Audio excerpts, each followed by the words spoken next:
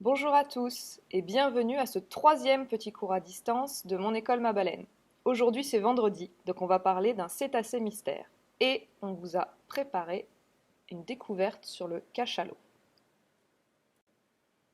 Avant de commencer, je vous rappelle les petits exercices que l'on vous avait conseillé de faire avant, que vous pouvez toujours retrouver sur notre site internet dans la rubrique activités à imprimer. Donc un petit dessin et coloriage de Adam le cachalot et une petite histoire qui découle après sur l'anatomie du cachalot. Donc je vous laisse, si vous voulez faire ces exercices, faire pause sur la vidéo et reprendre après. Les corrections seront à la fin du diapo. Alors le voilà, notre fameux cachalot.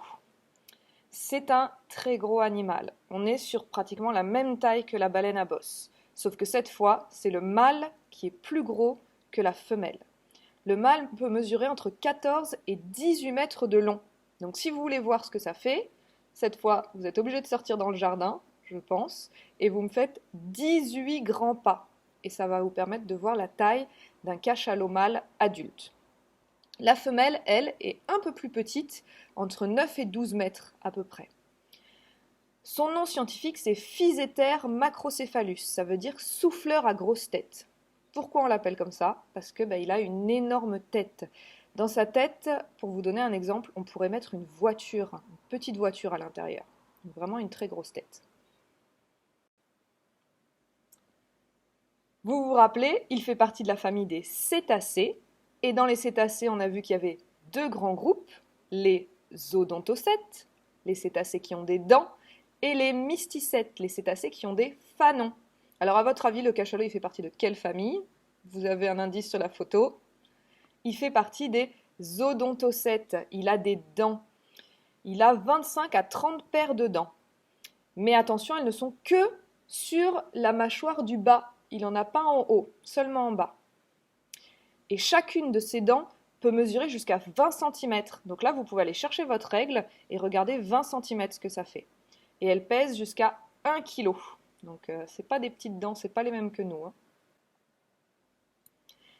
On va découvrir son anatomie. C'est sensiblement la même chose que pour le dauphin et la baleine, mais vous allez voir que comme il est un peu différent, c'est quand même intéressant à découvrir. Donc sa bouche, elle se trouve légèrement en dessous de sa tête. Et comme on le voit sur la photo, elle est entourée de blanc. Ça se voit très bien quand il est dans les profondeurs obscures. Comme c'est un odontocète, je vous le rappelle, il a des dents, il n'a qu'un seul évent. Vous vous souvenez ce que c'est l'évent? C'est la narine qui est sur la tête des cétacés. Donc une seule narine, sauf qu'au lieu d'être au milieu de la tête, comme pour le dauphin, elle est sur le côté, sur l'avant gauche. On la voit très bien sur la photo. Il n'a pas de nageoire dorsale. Il a ce qu'on appelle une série de crêtes dorsales. La première, c'est la plus grande, c'est celle qu'on voit sur la photo. Et il y en a plusieurs petites juste derrière qui vont jusqu'à la queue.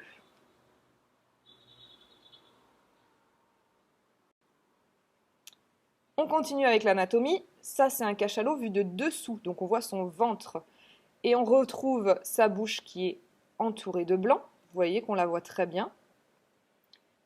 Son énorme tête, la voilà, elle part donc bien sûr du bout et elle va jusqu'aux nageoires pectorales qui cette fois ne sont pas très grandes, elles sont plutôt petites et arrondies. Sur la deuxième photo, on voit sa nageoire caudale, vous vous souvenez, ça lui sert à avancer. Les cétacés nagent comme ça, de haut en bas, alors que les poissons nagent de droite à gauche. Sous son ventre, on va trouver plusieurs fentes.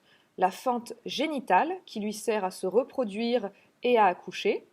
La fente anale, qui lui sert à faire ses besoins. Et autour, on a des fentes qu'on appelle les fentes mammaires. Donc, sur cette photo, c'est une femelle, parce qu'il y a deux fentes mammaires qui servent à allaiter le petit.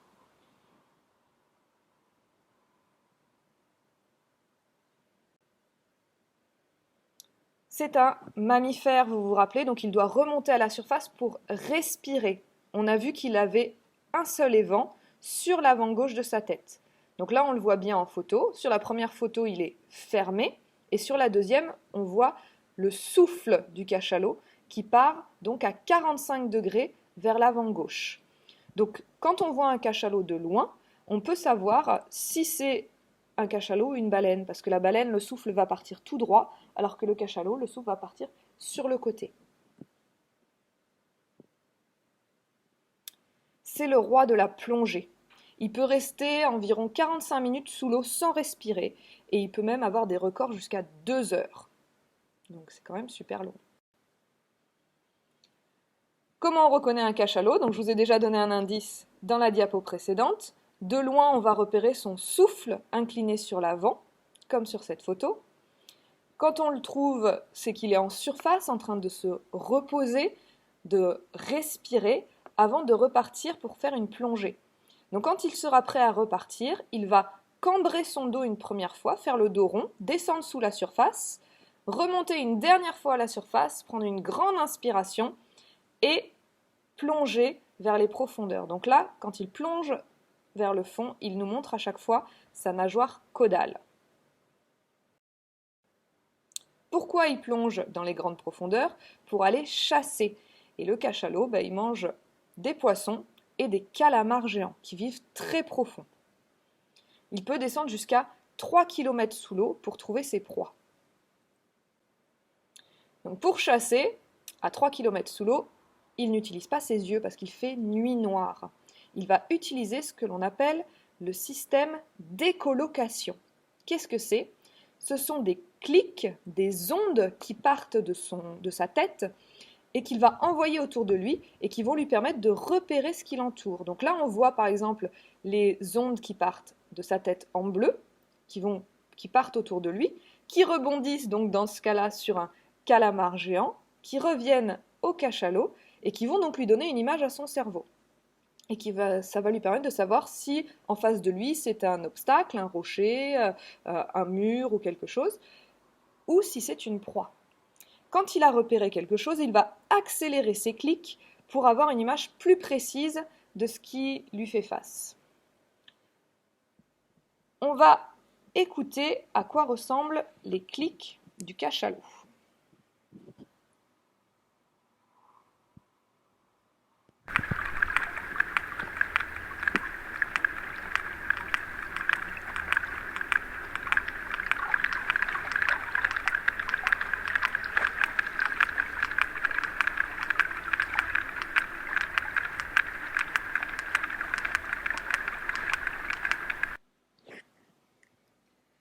Voilà ce que c'est les clics. Donc ça, on peut les entendre. Il n'y a pas besoin d'appareil spécifique. On met juste un micro étanche dans l'eau pour pouvoir écouter les cachalots. Alors, la reproduction des cachalots. Comment ça se passe? Ça se passe entre décembre et mai dans les eaux chaudes, donc par exemple en Guadeloupe. Pendant cette période, les mâles qui sont prêts à se reproduire, c'est ceux qui ont plus de 20 ans, vont rencontrer des femelles qui, elles, sont prêtes à se reproduire autour de 10 ans.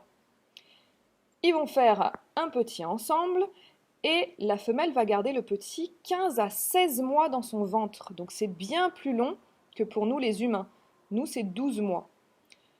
Au bout de 15 à 16 mois, le petit va naître la queue en premier. Vous le voyez sur le dessin. Il va sortir.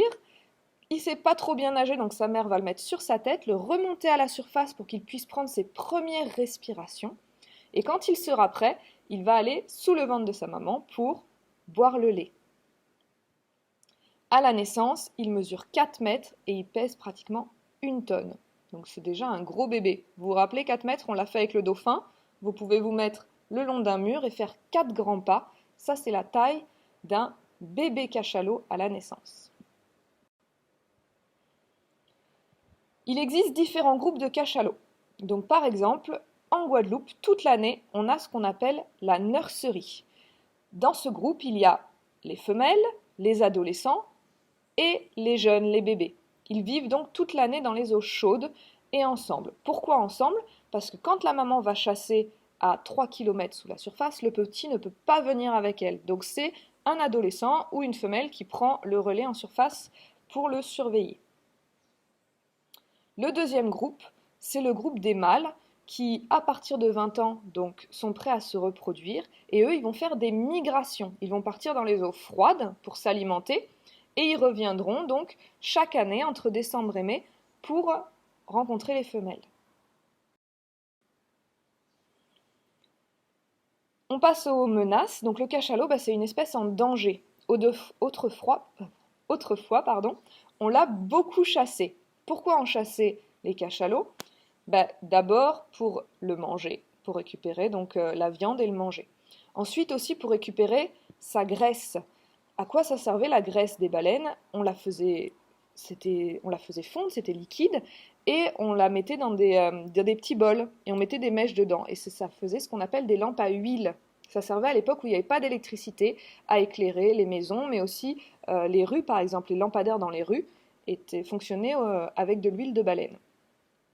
On le chassait aussi pour récupérer le liquide qu'il a dans sa tête. Donc sa tête est énorme, je vous le rappelle, il y a un très gros cerveau, mais il y a aussi un organe qu'on appelle le spermacétique qui est plein d'un liquide. Et pareil, on récupérait ce liquide pour tout un tas d'usages pour lubrifier les petits écrous, etc. Et on le chassait aussi pour son ambre gris. L'ambre gris, c'est comme une pierre qu'on retrouve dans ses intestins. Donc normalement, il va les éjecter en même temps qu'il fait ses besoins. Mais quand on le chassait, on les récupérait directement dans ses intestins. Ça sert à protéger son intestin, parce que le cachalot, je vous rappelle que ça mange des calamars. Et donc dans les calamars, ils ont des becs. Et ça, ils ne peuvent pas le digérer. Donc ça permet de protéger l'intestin pour ne pas l'abîmer. Et en fait, cet ambre gris se vend très très cher parce que ça sert à fixer le parfum en parfumerie. Donc à l'époque, on allait le chercher directement dans l'estomac et on le revendait aux parfumeries. Donc c'est pour ça que les cachalots ont été énormément chassés. Pour vous donner un exemple, entre 1964 et 1974, il y a 250 000 cachalots qui ont été tués. Donc en 10 ans, 250 000 cachalots, c'est énorme. C'est pour ça qu'actuellement, ils sont classés espèces vulnérables à risque élevé d'extinction. Donc même si ils ne sont plus chassés depuis 1986, malheureusement, les populations ont beaucoup de mal à augmenter. Donc en plus, il y a certains pays qui continuent à chasser les cachalots, comme par exemple sur certaines îles en Indonésie.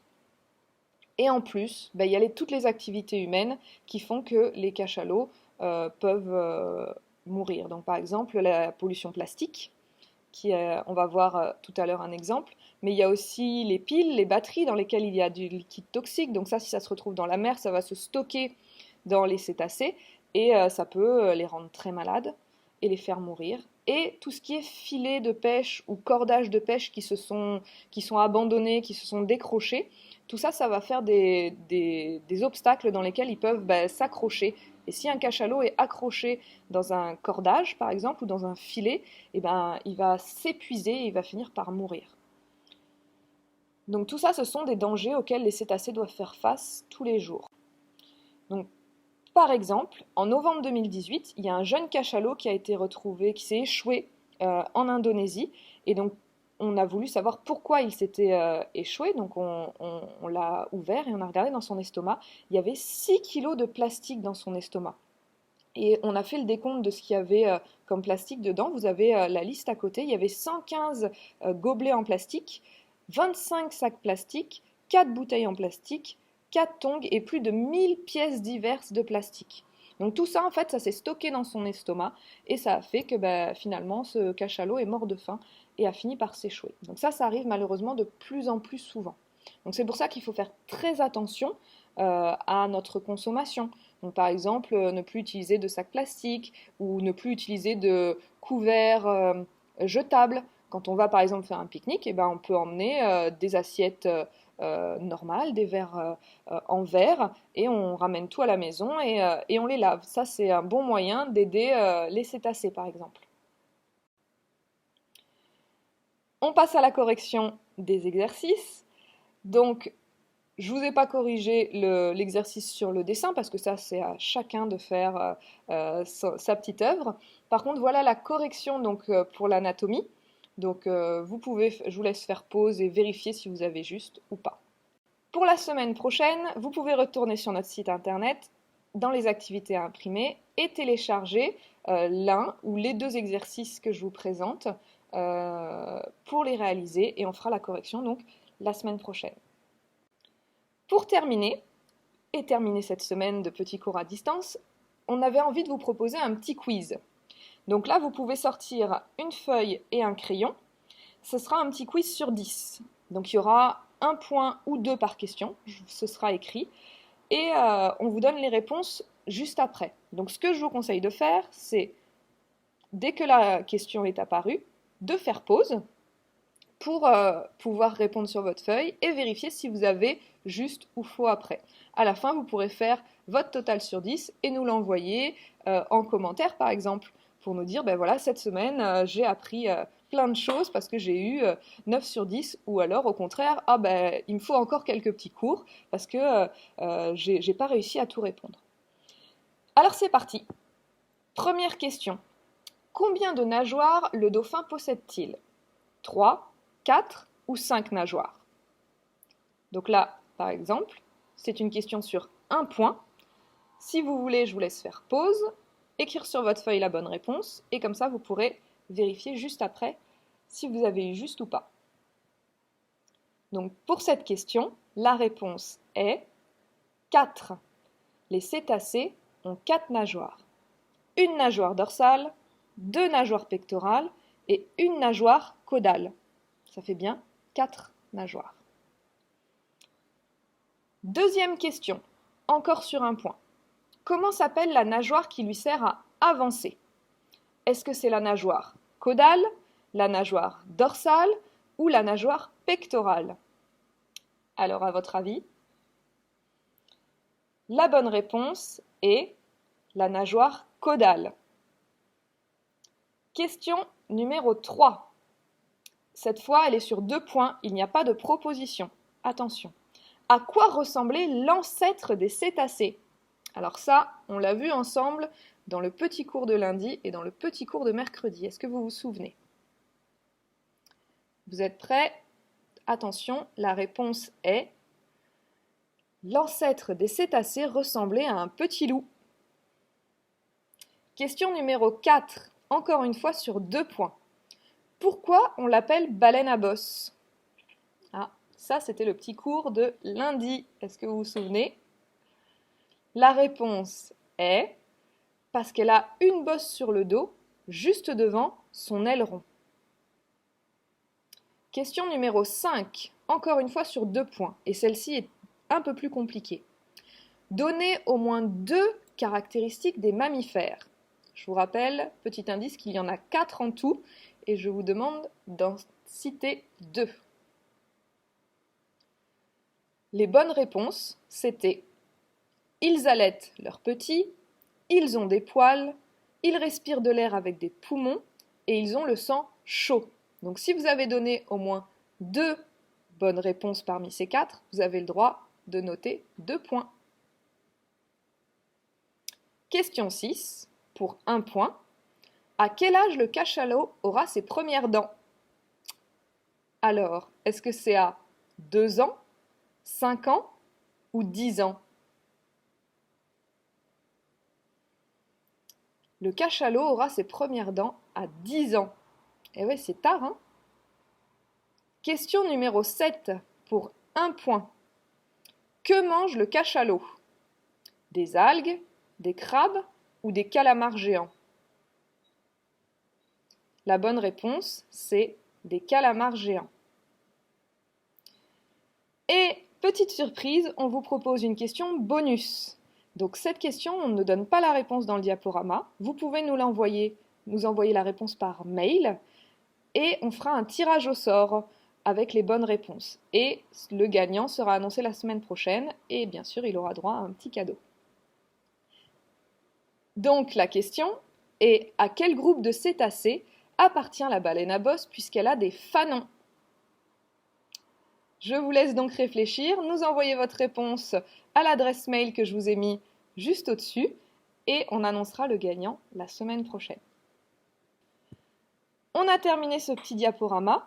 Pour rappel, vous savez qu'on peut faire des interventions en classe, qu'on a des outils qui sont à vendre ou gratuits sur notre site internet, donc n'hésitez pas à aller faire un tour et à soutenir l'association. Merci pour votre attention et votre participation et je vous dis à lundi prochain pour un deuxième cours sur la baleine à bosse. Bonne journée!